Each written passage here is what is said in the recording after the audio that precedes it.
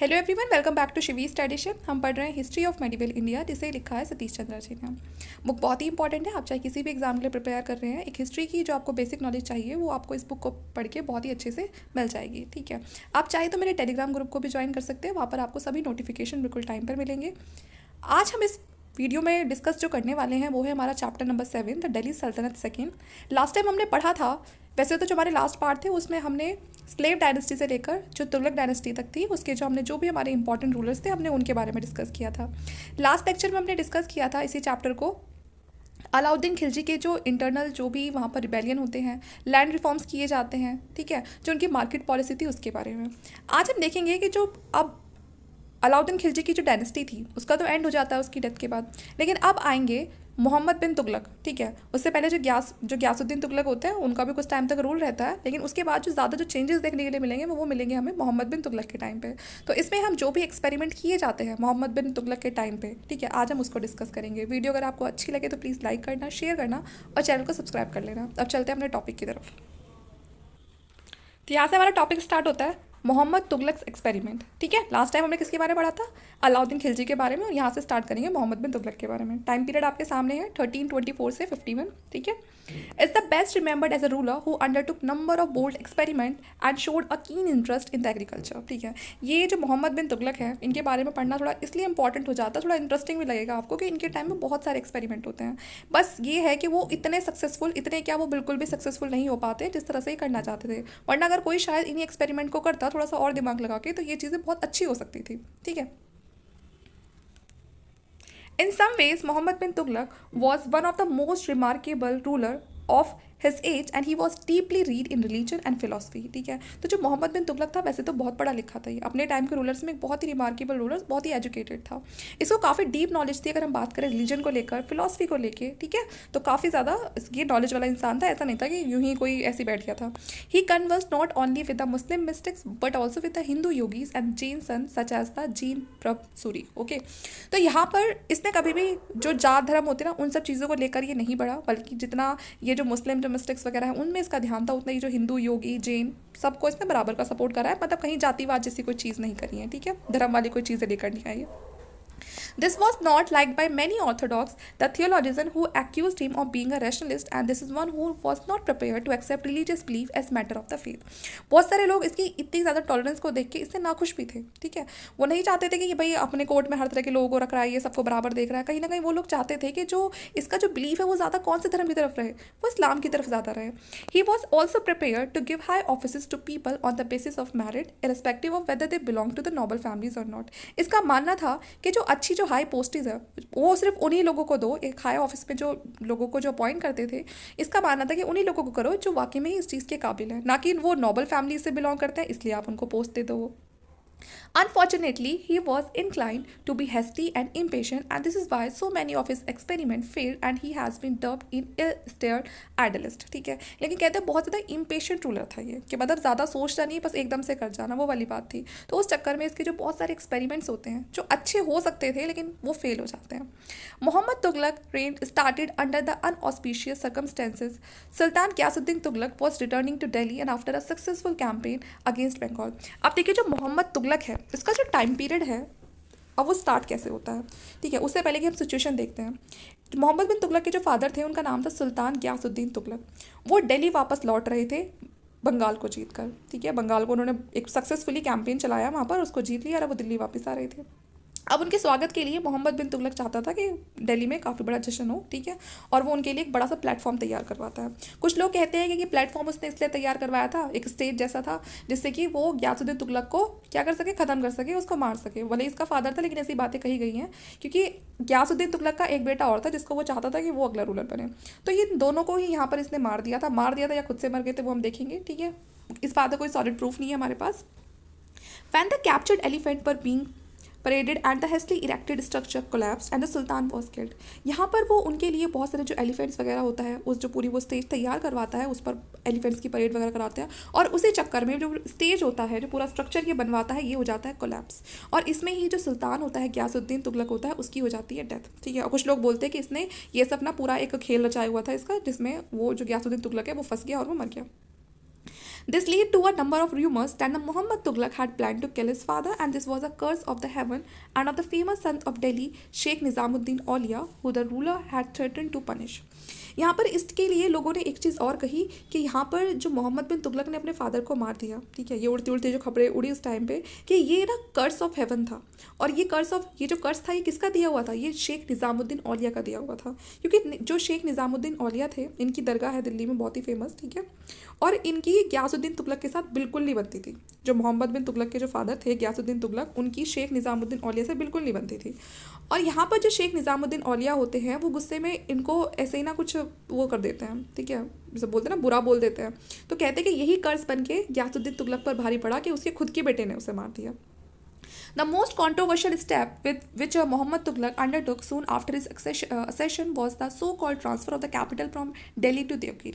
यहाँ पर जो मोहम्मद बिन तुगलक का जो पहला स्टेप था, ठीक है, वो एक जो कंट्रोवर्शियल स्टेप बना वो ये था, ये हमारा इस तरह से कुछ मैप है, ठीक है, ये हमारी दिल्ली है, यहाँ पर देवगीर है।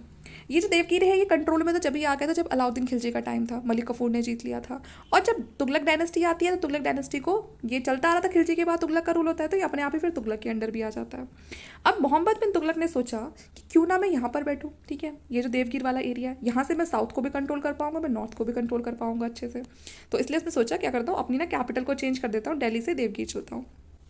As we have seen, Devgir had been a base for the expansion of Turkish rule in South India. ठीक है, वैसे जो तुर्किश रूल था वो काफ़ी पहले से ही साउथ इंडिया में फैल रहा था, लेकिन ये चाहता था कि मैं और अच्छे से कंट्रोल कर पाऊँ कि साउथ में क्या चल रहा है, तो मुझे अपनी जो कैपिटल है वो देवगीर में शिफ्ट कर लेनी चाहिए। Muhammad Tughlaq himself had spent a number of years there as a prince, क्योंकि जो मोहम्मद बिन तुगलक था वो खुद भी यहाँ पर पहले प्रिंस की तरह रह के काफ़ी साल बिता चुका था। ओके, तो ये चाहता है कि ठीक है भाई अब साउथ इंडिया को अपना कैपिटल बना लेते हैं और साउथ इंडिया में बैठ के वहीं से मैं अपना डायरेक्ट कंट्रोल रख पाऊंगा दिल्ली पे भी। Okay, the people of the area were restive and under which they felt was an alien rule, and a number of Muslim nobles had tried to make advantage of the situation to proclaim their independence there. क्योंकि जैसे कि मैंने आपको बताया कि जहाँ से भी कोई रूलर उस एरिया को जीत कर आ गया, जब तक वो रूलर है वहाँ पर, जब तक तो वहाँ के लोग क्या बोलते थे, नहीं जी हम तो आप ही के अंडर है के काम कर रहे हैं, लेकिन जैसे ही वो रूलर चला जाता था वापस से दिल्ली, जैसे ही वो उनसे दूर गया, वो जो बाकी जो रूलर्स हैं जो नॉबल्स हैं वो अपने आप को वहाँ पर इंडिपेंडेंट डिक्लेयर कर दिया करते थे, तो यही प्रॉब्लम आ रही थी। The most serious rebellion was that of the cousin of Muhammad Tughlaq Gurshasp against whom the sultan has to proceed personally, and it appears that sultan wanted to make Devgir as a second capital so that he might be able to control South India better. अब यहाँ पर मोहम्मद बिन जो तुगलक था इसका अपना खुद का ही cousin था जिसका नाम था गुरशप, ठीक है, ये गुरशप ही मोहम्मद बिन तुगलक के खिलाफ हो गया, और ये गुरशप कहाँ पर रूल कर रहा था, ये साउथ इंडिया में रूल कर रहा था। अब मोहम्मद बिन तुगलक ने सोचा सबसे पहले तो इसी को हटाना पड़ेगा। मोहम्मद बिन तुगलक खुद पर्सनली पहुंच गया इसके पास आर्मी लेके कि इसको हटाऊंगा और देवगीर को अपनी सेकंड कैपिटल बनाऊंगा, और यहाँ पर फिर मैं साउथ को भी अच्छे से कंट्रोल कर पाऊंगा। इसने बहुत सारे जो ऑफिसर्स थे उनको ऑर्डर दिया, ठीक है, अपने जो फॉलोवर्स थे, लीडिंग मैन थे, कुछ अपने सूफी सन थे, कहा सब मेरे साथ चलो, और कहाँ पर रहेंगे, कैपिटल को शिफ्ट करके हम देवगीर में रहेंगे। यहाँ पर आप देख लीजिए ये देवगीर का, ये यहाँ पर ये देवगीर है, ठीक है, और ये दिल्ली है, तो यहाँ से ये सबको यहाँ पर ले आया खींच के, ये चाहता था यहाँ पर बैठ के ये अच्छे से फिर क्या करे, रूल करे, पूरा ये साउथ वाला जो एरिया है इसको अच्छे से कंट्रोल कर ले। ओके, और यहाँ पर ये देवगीर का नाम क्या रख देता है, दौलताबाद, ठीक है। It seems that good deal of officials pressure was exerted on this section two migrate. वैसे तो जो ऑफिसर्स थे वो नहीं चाहते थे कि वो दिल्ली को छोड़ के दौलताबाद जाए, क्योंकि दिल्ली में रहते रहते उनको एक आदत सी पड़ गई थी, लेकिन अब अपने किंग की तो सुननी पड़ेगी। Liberal grant were also provided to them and arrangement made for their stay at Daulatabad. Muhammad bin Tughlaq ने सबके रहने की व्यवस्था वहाँ पर करवा दी, ठीक है, दौलताबाद में। No attempt was made to shift the rest of the population. Okay, वैसे तो बहुत सारी जगह आपको ये लिखा हुआ मिलेगा कि ये बहुत सारे जितनी भी दिल्ली की जो पॉपुलेशन है वो सबको लेके देवगीर चला गया था, लेकिन ऐसा नहीं है, क्योंकि अगर ऐसा होता तो उसके बाद दिल्ली तो बिल्कुल बेकार हो चुका होता, लेकिन उसके बाद के एरियाज़ पे भी, मतलब उसके बाद का जो टाइम है जब मोहम्मद बिन तुगलक साउथ पे आ गया था कुछ टाइम के लिए, तब भी दिल्ली में बहुत ही अच्छा ट्रेड वगैरह चल रहा था, लोगों की कल्चरल लाइफ सब कुछ बहुत अच्छे से चल रहा था, तो उसका मतलब वहाँ पर लोग थे, चीज़ें वहाँ पर चल रही थी अच्छे से, ठीक है, इसलिए तो वहाँ पर सब अच्छा बढ़िया चल रहा था। तो कुछ बुक्स में आपको ऐसा मिल जाएगा, लेकिन यहाँ पर जो सतीश चंद्रा जी की बुक में लिखा हुआ है वो यही लिखा हुआ है कि भले ही मोहम्मद बिन तुगलक ने अपनी कैपिटल को शिफ्ट कर लिया था, लेकिन उसके बाद भी जो दिल्ली थी वो अभी भी एक लार्ज और पॉपुलर सिटी थी जहाँ पर बहुत सारे लोग रह रहे थे, भले ही वहाँ पर सुल्तान नहीं था, ठीक है। Coin minted in Delhi while the sultan was at Devgir. Delhi में तब भी कॉइन मिंट किए जाते थे जब देवगीर में सुल्तान था। दिल्ली में कोई सुल्तान नहीं है अभी, सुल्तान कहाँ पहुँच गया, देवगीर पहुँच गया, लेकिन दिल्ली में अभी भी कॉइन प्रिंट वहाँ पर मिंट हो रहे हैं। Muhammad Tughlaq had built a road from Delhi to Daulatabad and set up a rest house on the way to help the travelers. ठीक है, मोहम्मद बिन तुगलक ने रोड्स बनवाई दिल्ली से लेकर दौलताबाद तक कि भैया वो उसकी कैपिटल हो गई है ना, वहाँ पर रहने के लोगों के लिए घर बनवाए ट्रैवलर्स की, जिससे कि मदद हो जाए। ओके, और दौलताबाद का ये पूरा आपको डिस्टेंस दिखा रखा है। Many people died due to rigour of the journey and the heat since the movement took place during the summer season. लेकिन इस बीच फिर भी बहुत सारे जो लोग थे, जब कैपिटल शिफ्ट हो रही थी, लोग अपनी जर्नी पर थे, उस बीच बहुत सारे जो लोग होते हैं वो बीमार पड़ जाते हैं, क्योंकि जो ये जर्नी थी ये समर सीजन के टाइम पे शुरू हुई थी, और आपको पता है कितनी गर्मी होती है इंडिया में तो समर के टाइम पे। Many of those who reach Daulatabad felt homesick and for some of them had lived for several generation in Delhi and looked upon as their home. बहुत सारे लोगों को होम सिकनेस हो गई, क्योंकि उनको आदत पड़ चुकी थी दिल्ली में रहने की, उनकी जनरेशन रहती आ रही थी दिल्ली में, और एकदम से सब कुछ चेंज हो जाना तो लोगों को ना तो मन लगता और ना वहाँ का खाना पीना सूट होता। Hence there was a good deal of discontentment, और इससे कहीं ना कहीं लोगों के मन में गुस्सा आ गया था मोहम्मद बिन तुगलक को लेकर। After a couple of year Muhammad Tughlaq decided to abandon Daulatabad, largely because he soon found it just as he could not control the south from Delhi, he could not control north India from Daulatabad.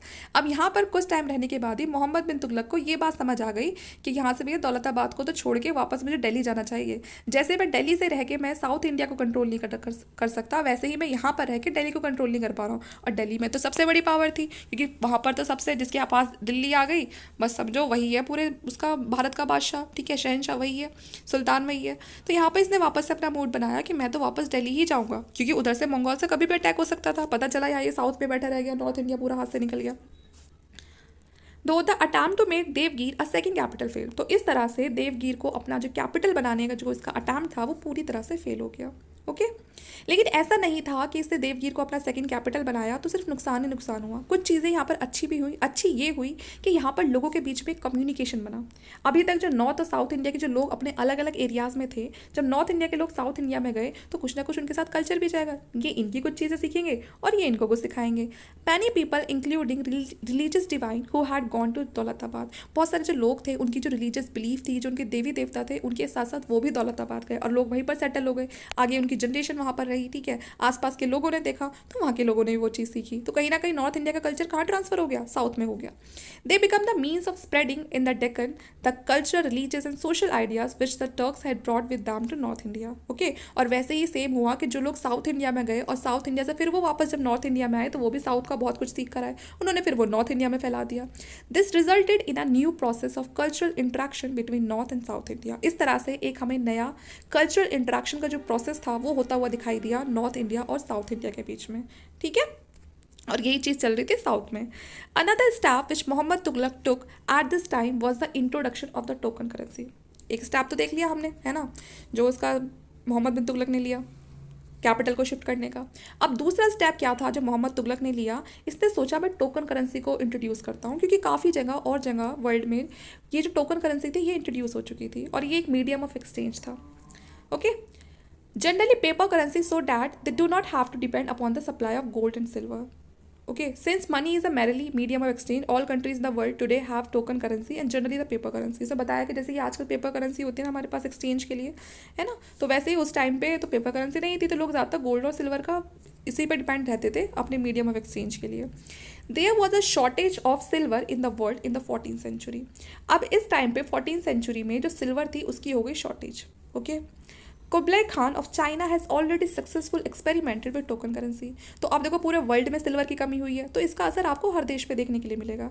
China में जो Kublai Khan थे वो पहले से ही token currency को introduce कर चुके थे और उनका ये एक्सपेरिमेंट काफ़ी सक्सेसफुल भी हुआ। जो ईरान में रूलर था, मंगोल रूलर गजान खान, ठीक है ना, ये भी एक एक्सपेरिमेंट कर चुका था टोकन करेंसी को लेके और इसका भी सक्सेसफुल हो गया। मोहम्मद बिन तुगलक ने सोचा मैं ही क्यों पीछे रहूँ, मैं भी क्या करता हूँ, मैं यहाँ पर जो ब्रॉन्ज है, ठीक है, उसके कॉइन को इंट्रोड्यूस कर देता हूँ, क्योंकि सिल्वर तो है नहीं। पहले सिल्वर के कॉइन चलते थे, जैसे टंका बोलते थे, कि सिल्वर की जगह क्या करता हूँ, जो वैल्यू सिल्वर की है वही वैल्यू सेम ब्रॉन्ज के कॉइन की बना के और उसको चला देते हैं, है ना। अब तक जैसे लोग सिल्वर के कॉइन यूज़ करते आए हैं, अब ब्रॉन्ज के करेंगे।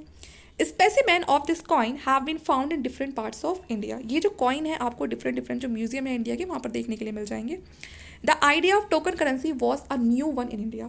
ये जो टोकन करेंसी का जो आइडिया है पहली बार ये मोहम्मद बिन तुगलक ही लेकर आया था भारत में, and it was difficult to induce the trader as well as the common man to accept it. और सोचिए उस टाइम पे लोग सोने चांदी में, मीडियम ऑफ एक्सचेंज जो हो रहा है उनका वो सोने चांदी के कॉइन में हो रहा है, यहाँ पर ब्रॉन्ज का जो कॉइन आ गया, तो कहीं ना कहीं जो ट्रेडर्स हैं वो भी इस चीज़ को ना तो समझ पा रहे थे ना एक्सेप्ट कर पा रहे थे। कोई भी नई चीज़ इंट्रोड्यूस होती है लोगों को उसे समझने और एक्सेप्ट करने में टाइम तो लगता ही है। Muhammad Tughlaq might still have been successful if the government had been able to prevent people from forging the new coin।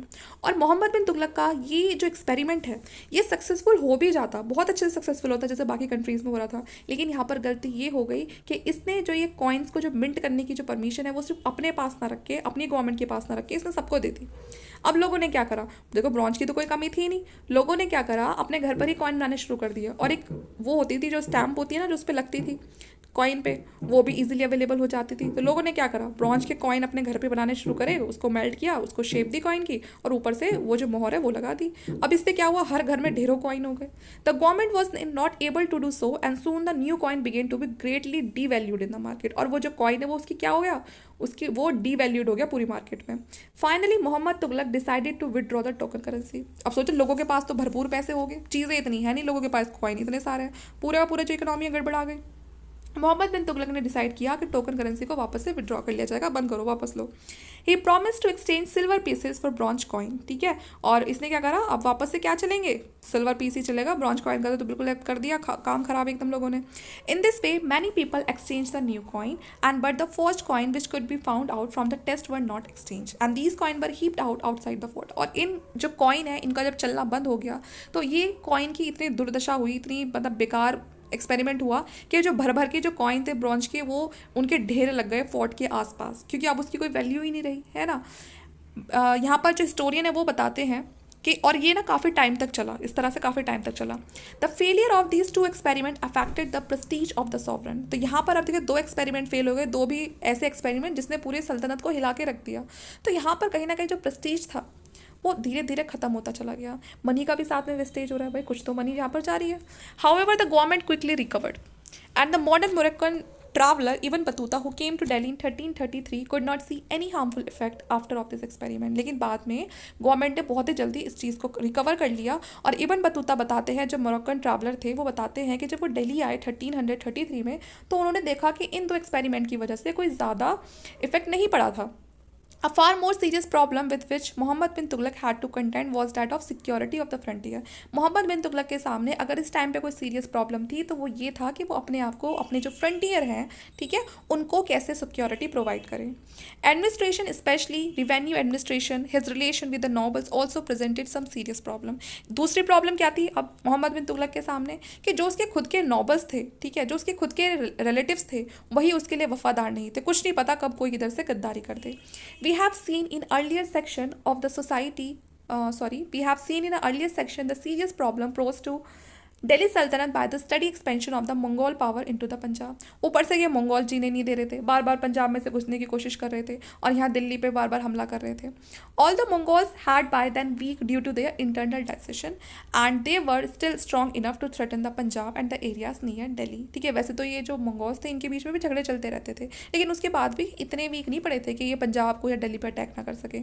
In the early year of Muhammad Tughlaq reign the Mongols under their leader Tarmashirin burst into the Sindh and forced reach up to the Meerut.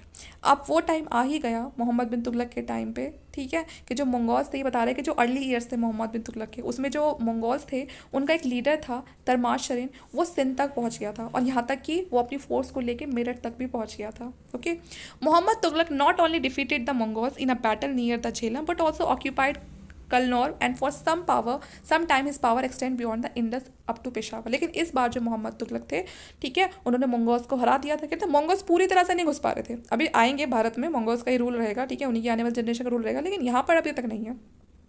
तो मोहम्मद तुगलक ने Mongols को defeat कर दिया और ये battle कहाँ पर हुई थी, जो झेलम रिवर थी वहीं पर ही, वहीं से वहीं भगा दिया करते थे। और यहाँ पर इसने जो कलनौर था उसको भी जीत लिया था, ठीक है, और पूरा अब पेशावर तक किसका रूल था, मोहम्मद बिन तुगलक का था। They showed that the sultan of Delhi was now in a position to go over the offensive against Mongol. और अब दिल्ली पूरी इतनी पावरफुल थी कि मंगोल्स का सामना कर सकती है वो। After coming back from Devgir the sultan recruited a large army in order to occupy the Ghazni and Afghanistan. अब यहाँ पर जैसे ही जो मोहम्मद बिन तुगलक था वो देवगीर देवगिर से वापस आ जाता है कि भाई बहुत रूल हो गया, साउथ में बैठ के तो कुछ कंट्रोल ही नहीं हो रहा है, दिल्ली अपने हाथ से छीना जा रहा है। तो वो वापस से कहाँ पर आ गया, दिल्ली आ गया, और यहाँ पर आगे उसे तुरंत ही क्या कराई कि उसे चाहिए एक बड़ी आर्मी, ठीक है। तो यहाँ पर जो आर्मी में जो सोल्जर्स होते हैं उनको रिक्रूट करो, ठीक है, क्योंकि गजनी पर अफगानिस्तान पर अटैक करना है। ब्रानी says that his object was to occupy Khurasan and Iraq. वो चाहता था, उसने बताया है कि वो जो खुरासन और इराक है वो उसको ऑक्यूपाई करना चाहता था, उसका वही वो निशाना था कि भैया मैं इनको भी ऑक्यूपाई करूंगा। We have no means of finding out the true objective of Muhammad Tughlaq and may be his objective was to reestablish who has been called the scientific frontier the line found by the Hindu Kush and Kandahar. कहीं ना कहीं सबका main reason यही था कि अपने आप को नॉर्दर्न साइड से पूरी तरह से प्रोटेक्ट करना, क्योंकि खतरा इधर से ही होता था ज़्यादा। Many of the princes other from fled from the central Asia taken shelter at the court of Muhammad Tughlaq may have thought that it was good opportunity to oust the Mongol from the area, and after a year following the failure of the experiment of establishing a token currency and improvement of relation with the Mongols, the army was disbanded। ठीक है, तो ये हमने सारी चीज़ें पढ़ी ली हैं किस तरह से जिनके एक्सपेरिमेंट है फेल हो गए, कहीं ना कहीं इसका भी असर इनके लोगों पे और इनकी उस पर जो सल्तनत है उस पर थोड़ा बहुत तो दिखाई देगा ही, ऐसा नहीं है पूरी तरह से आप उसे इग्नोर कर दोगे। Meanwhile, the situation in Central Asia changed rapidly. In due course, Tamur untied the entire area under his control and posed a fresh threat to India। कहीं ना कहीं मंगोल्स भी उस समय इतने पावरफुल नहीं थे कि वो इंडिया में अटैक कर सके, तभी तो मोहम्मद बिन तुगलक बाहर से बाहर ही भगा रहा था उनको। लेकिन अब मंगोल्स का भी एक ऐसा इंसान आएगा कि जो पूरे मंगोल्स की जो पावर है उसको वापस से कंसोलिडेट करेगा और एक करके वापस में इंडिया को थ्रेट देगा, ठीक है। और वो उसका नाम था तैमूर, ठीक है, नाम सभी ने सुना होगा, Taimur. The effect of Khurasan project should not be exaggerated or confused with the Karachil expedition. This expedition was launched in the Kumaon Hills in the Himalayas through, according to a modern historian, the expedition was aimed at Kashmir in order to control the entry of horses from the Chinese side, Xinjiang। अब यहाँ पर ये जो खुरासन जो project था, जिसे आप Qarachil expedition भी कह सकते हो, इसमें जो ये चाइनीज़ साइड से जो अटैक हो रहा था, चाइना की साइड से जो अटैक हो रहा था, मेन मुद्दा ये था कि वो चाहते थे कि वो पूरे के पूरा जो कश्मीर है वो उसको जीत लें, ठीक है, और यहाँ पर जितने भी घोड़े बूढ़े हैं सब जो चाइनीज साइड से आ रहे हैं, है ना, सबको कंट्रोल कर लें। However it never aim at the conquest of China as some later historian have suggested, and after some success the armies went too far into the inhospitable region of the Himalayas and suffer a disaster. ठीक है, तो यहाँ पर वो बहुत सारे जो historian हैं वो बताते हैं कि चाइना को जीतने का ऐसा कोई, ये सब अटैक कहाँ से हो रहे थे, सब सेंट्रल एशिया की तरफ से अटैक हो रहे थे, और वो चाहते थे पूरा कश्मीर जीत के और चाइना से जो भी फायदा हो रहा है उसको भी लूटे बूटे, ठीक है। लेकिन यहाँ पर कभी भी ये मोटिव नहीं था कि आगे चाइना तक चले जाएं, ओके। यहाँ पर ये कंडीशन ऐसी बन जाती है कुछ सक्सेस के बाद, जब ये आते हैं कराचिल एक्सपेडिशन करने, कि जो आर्मीज़ आती हैं यहाँ पर इंडिया में अटैक करने के लिए, वो हिमालयाज़ की जो ठंड होती है उसे सहन नहीं कर पाती है, ठीक है, और एक डिज़ास्टर को से बड़ा सफ़र करते हैं वो। और इसमें होता क्या है, बहुत सारे जो सोल्जर्स होते हैं, ठीक है, 10,000 की जो आर्मी होती है ना, ओनली 10% रिटर्न, ठीक है। और however it seems that hill rajas accepted the overlordship of the Delhi and subsequently Muhammad Tughlaq undertook an expedition in the Kangra hill also and the hill region were also fully secured. ठीक है, एक तरफ से सेंट्रल एशिया से attack हो रहा है, दूसरी तरफ से मोहम्मद बिन तुगलक ने अपनी पूरी आर्मी तैयार रख रखी थी, पहले सामने पड़ा। तो यहाँ पर अब जीत किसकी हुई है, यहाँ पर जीत होती है मोहम्मद बिन तुगलक की। और यहाँ पर मोहम्मद बिन तुगलक अपनी पावर को इतना स्ट्रॉन्ग कर लेता है कि यहाँ पर जो कश्मीर का जो रूलर होता है, ठीक है, वो लॉर्डशिप मान लेता है किसकी, जितने भी जो हिली एरिया में जो राजा वगैरह बैठे थे, अभी अपने आप को इंडिपेंडेंट बोल रहे थे, उनको पता था कि बाहर से कोई अटैक हो, इससे अच्छा ये इन्हीं के साथ मिल लें, ठीक है, इन्हीं के अंडर है कि रूल कर लें। तो यहाँ पर किसकी लॉर्डशिप को मान लेते हैं, वो मान लेते हैं दिल्ली के अंदर जो मोहम्मद बिन तुगलक था उसको, ठीक है। तो यहाँ से जो मोहम्मद बिन तुगलक का जो एक्सपेडिशन था ये पूरी तरह से क्या हो जाता है, वो सक्सेसफुल हो जाता है and the hill regions were fully secure. और अब जो हिली एरिया था जब बार बार अटैक हो रहे थे, ठीक है, जिसकी वजह से जो मोहम्मद बिन तुगलक था हमेशा अपने आप को इनसिक्योर समझता था, उसका ये एक्सपेडिशन कामयाब हो जाता है और वो यहाँ पर फुली सिक्योर हो जाता है, ओके। यहाँ पर ये हमारा जो पार्ट है वो फिनिश हो जाता है। इस टॉपिक के लिए इतना ही पढ़ेंगे हम। हमारा जो नेक्स्ट टॉपिक है वो होगा जिसकी एग्रेरियन रिफॉर्म्स और नोबिलिटी के बारे में, कि मोहम्मद बिन तुगलक उन सब को लेके क्या नए स्टेप्स लेकर एग्रीकल्चर को लेके, नोबिलिटी को लेके, इस पार्ट में हम इतना ही डिस्कस करेंगे, वरना आपके लिए पार्ट बहुत लंबा हो जाएगा, ठीक है।